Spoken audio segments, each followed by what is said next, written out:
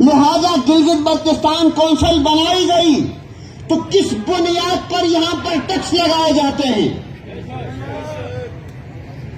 Gilgit Baltistan council بنانے کا مقصد یہی ہے کہ چونکہ یہ علاقے پاکستان کا آئینی حصہ نہیں ہے، لہذا اب یہ دوہرا معیار نہیں چلے گا۔ اگر ہم متنازع ہیں تمہاری نظر میں، وگرنہ ہم تو 70 سال پہلے پاکستان کا جھنڈا بلند کر چکے۔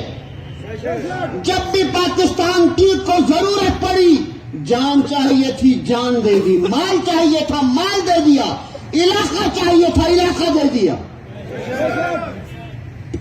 مگر اسلام آباد میں بیٹھے حکمرانوں نے ہمیشہ ہماری تضحیق کی، ہمیں حقارت کی نگاہوں سے دیکھا۔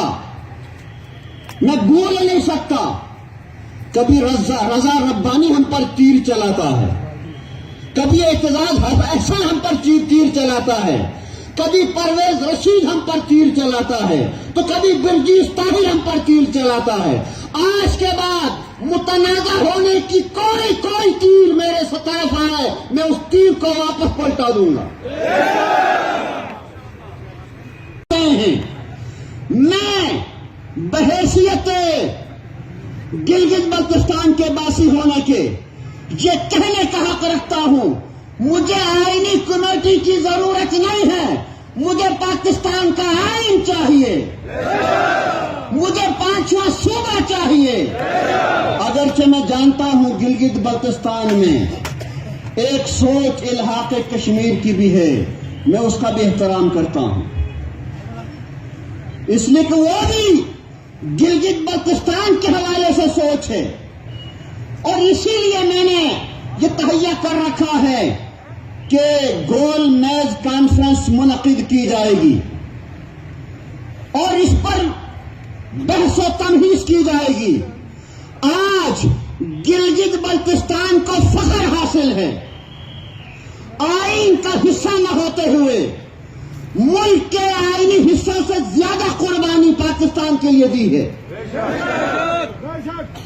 ملک کے آئینی حصوں سے زیادہ پاکستان کے مفادات کی سوچ رکھتی ہے گلگت بلتستان۔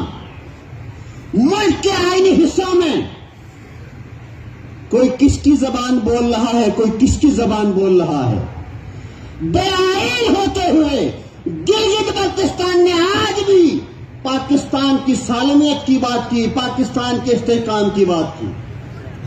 یہ ہمارے لیے باعث افتخار ہے، لہذا ہم ان گول میز کانفرنس منعقد کر کے اس بات کا تہیہ کریں گے۔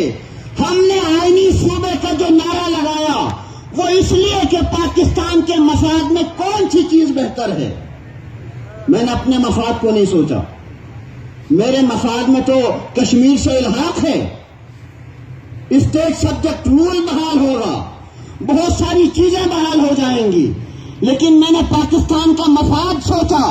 پاکستان کا مفاد اسی میں ہے، اسے آئینی اور 5واں صوبہ بنایا جائے، لیکن میں گلگت بلتستان کے سے محبت رکھتے ہوئے، گلگت بلتستان سے تعلق رکھنے والے، ہر سوچ رکھنے والے، ہر شعور رکھنے والوں کی نمائندگی کرنا چاہتا ہوں۔ میں انہیں بٹھاؤں گا، گول میز کانفرنس کے ذریعے سے ہم ایک اور واضح موقف اپنانے کی کوشش کریں گے۔ اس لیے اب مزید تعطل کا شکار نہیں رہا جا سکتا۔